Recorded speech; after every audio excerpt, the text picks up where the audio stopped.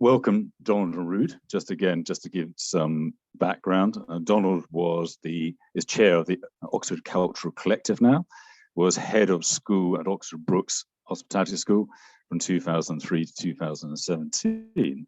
And the school was actually recognized as one of the top 3 in the world in 2016 at the Worldwide Hospitality Awards. Ruud was formerly a dean at the Hague Hotel School and former Director General at the Lausanne Hotel School as well. So I think it's fair to say we've got 2 of the top educationists in the world to give their views on how they see the landscape today. So leading into that, Donald, shall I start with you? You could do. You are obviously a real advocate for more progressive thinking in education. Do you want to explain your thoughts on that?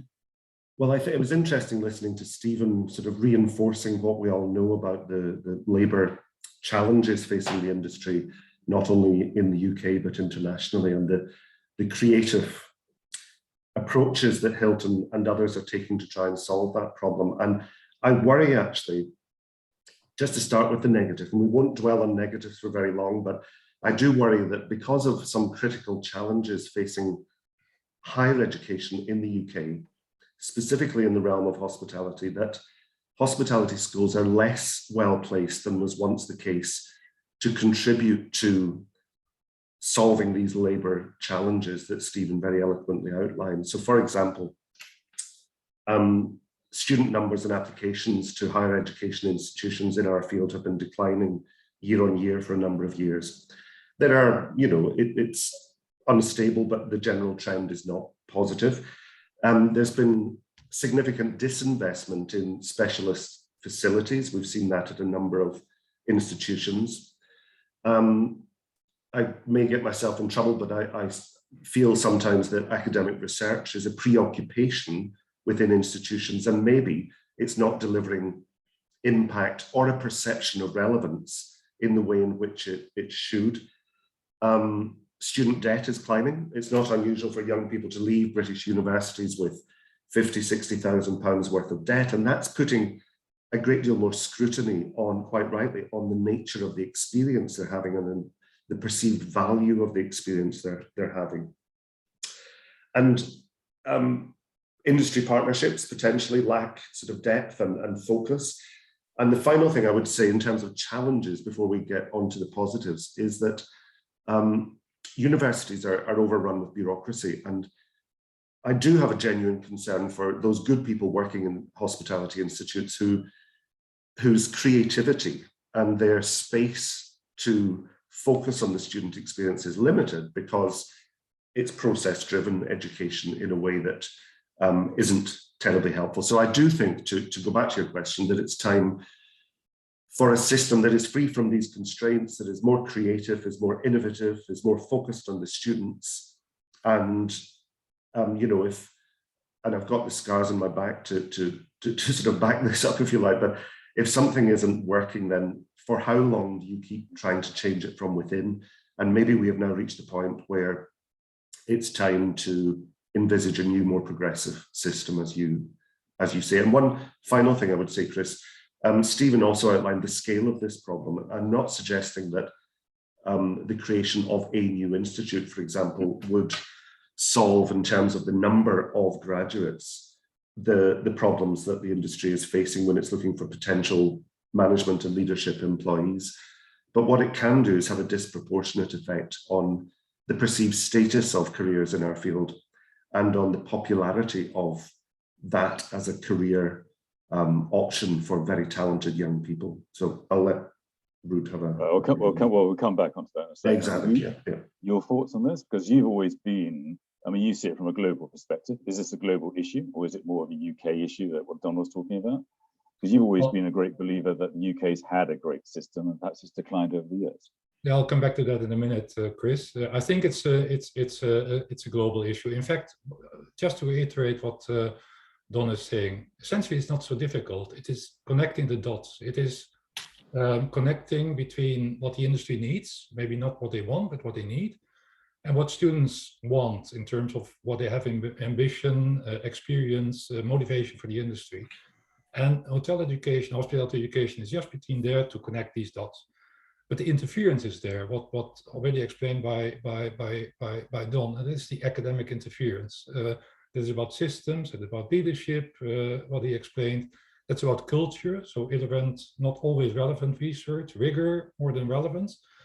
And there you hit the nail, because you know, I'm a bit older than many of you, but I remember in the 80s, the best hospitality schools in the world were in the UK.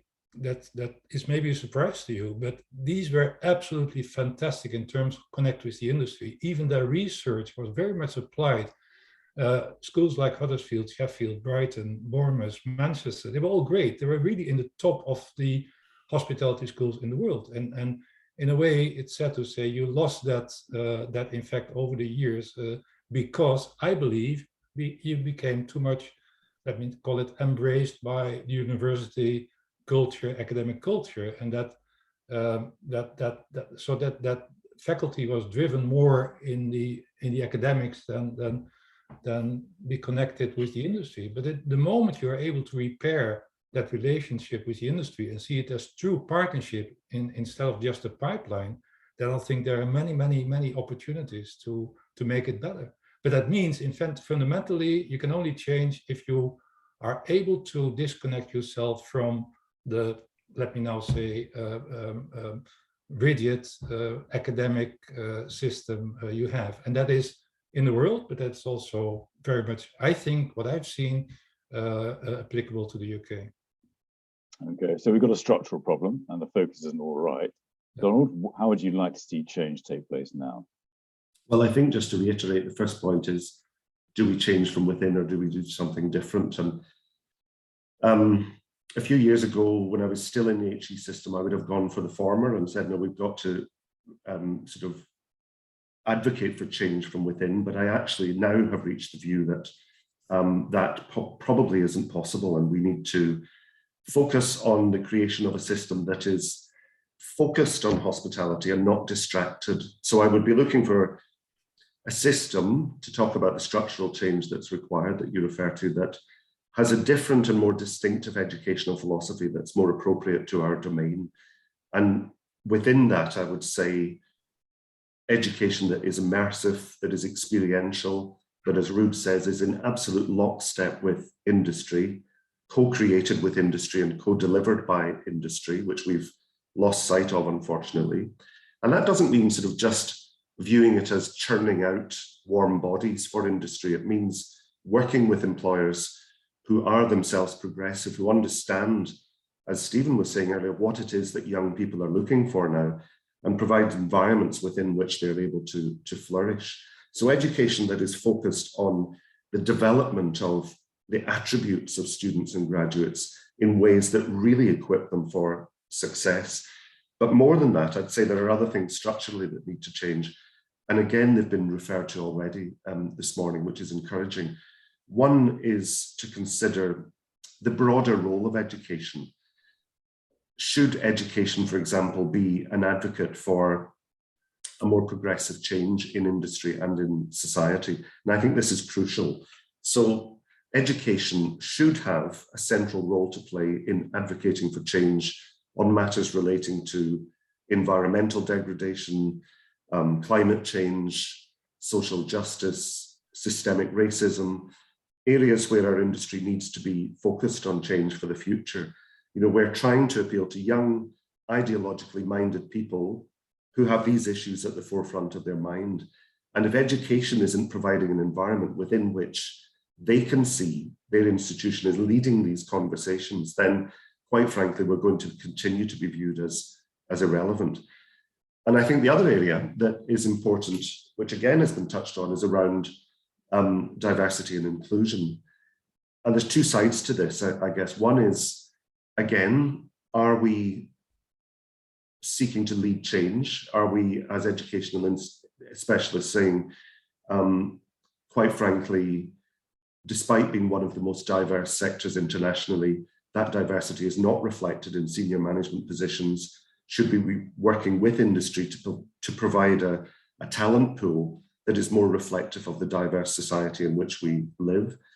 In order to do that successfully, we need to celebrate and promote diversity as one of the most powerful and most appealing aspects of our sector.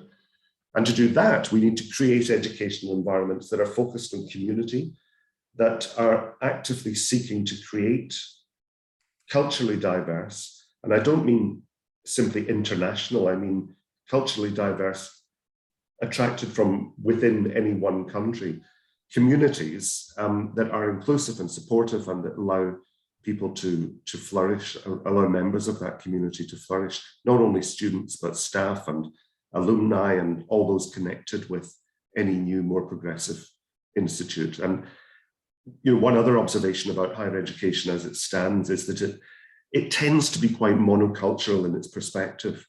So universities are great at saying, the most successful ones are great at saying, we welcome students from 50, 60, 70 different countries. We have a wonderfully diverse environment, but then the curriculum that they offer is often quite monocultural and from a particular British or American or Western perspective. And quite frankly, if I was a young person from another part of the world, I would question whether that educational experience was entirely appropriate for me. So root and branch, the nature of the educational experience needs to face up to the issues around social change and diversity and inclusion. Great, thanks, Don. Ruud, I'm conscious of our time, but one of the things I just want to touch on is hospitality schools often get criticised for the number of people who start the course and then go into other industries. So I think the average conversion rate, please correct me where I'm wrong, is about 27% of people who carry on in hospitality. But is that really an issue? Is that really a problem? Well, what is hospitality? Is hospitality the prerogative of hotels and restaurants, or are hospitality competences needed, required, rewarded in other business sectors as well, like retail, healthcare, airlines, banking, whatever? And I know, yes, that in the past in particular, I was criticized as well that only 50%, 40% of our alumni or our graduates went into the real hotel business. But when I discussed with them, yeah, you don't own hospitality. It is really something that students can use in any kind of other industries. Then we say, okay, that's fine. So I don't believe that's a real issue. It's also, it makes competition healthier. To be very honest with you, I saw recently a CEO from a healthcare organization in Germany moving back as a CEO for a hotel company.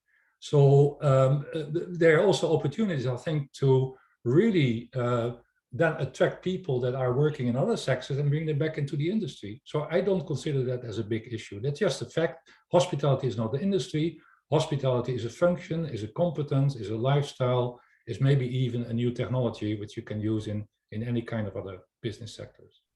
And do you agree with Donald's point that the narrative needs to change now? Yeah, of course, the narrative needs to change. But also, again, what I would like to reiterate is what Don was saying, that true change into hospitality education comes through true and sincere and reliable partnership with the industry. And if then the industry is defined as hotels and restaurants, or we make that wider and include their many more aspects, that I'm fine with, but it starts there. And it also means that this type of partnership is not just sufficient by saying, okay, we have an advisory board that once in a year gathers and get information, and then a nice glass of champagne and a meal, and then it's over. No, it means industry involved in curriculum development, industry involved in curriculum delivery. Why can't they teach? Why can't they help us or schools in providing real content that is relevant for the industry? So it starts there, and then how we contextualize, in fact, hospitality, that is for debate. But that is, I don't believe that it is the main issue. And Donald, I'm conscious that we're coming to the close, the final comments. I mean, the real opportunity here is about hospitality has a real social role to play, and actually by creating a better social dialogue, hospitality can make a leap forward, can't it? Yeah, I mean, I reiterating what I said before, I think if you begin to take a broader view of what education is then and focus on the potential social impact, that will appeal to young people. And it's also our responsibility to address these issues as well. So I would say without a doubt, picking up on something Ruud said there, I think also we need a more nuanced conversation nationally and internationally about the appeal of hospitality careers and the opportunities that exist. You know, there is one very positive thing about our sector is that it's got possibilities for people to enter at all levels, as we continuously say, and it's a very open industry. But I think we also need to start promoting the fact that it's an industry for people with high potential, people with aspirations to build exciting management and leadership careers, or go in creative directions, whether it's design or the media or marketing or whatever else it might be. And don't just, in a sense, we put ourselves down. When we continuously say it's for everyone, roll up, do what you want, come and join us, I'm not sure that will solve the problem, both as in education and in the sector. We need to be more nuanced and more honest about the exciting opportunities that exist. We're not always great at that, I don't think. No, I agree. Ruud, final comments on this? No, I just wanted to highlight, and you were there as well, and Don as well, the fabulous discussion we had last week with a group of a young generation of what we call hospitality leaders. And the input they gave and the responsibility they wanted to have to make education better and to make education more relevant, and the commitment they gave to us in terms of let's do it. That is just fantastic. So I believe there are absolutely no reasons to change, but there are also immense opportunities, in particular for the younger generation, to make that change happen and to make the influence of industry into what kind of programs are we going to deliver, what type of students are we going to attract, how do we motivate these people, how do we source these people. That is absolutely possible. I see no reasons to believe that is impossible. I think even it is, and it's timing as well. That's the right time to do it. Absolutely. May I thank you both. This is an important discussion, which I'm sure is going to be a debate that carries on for longer and longer. But thank you both for your time today. Thanks, Chris. I very much appreciate it. Thank you very much.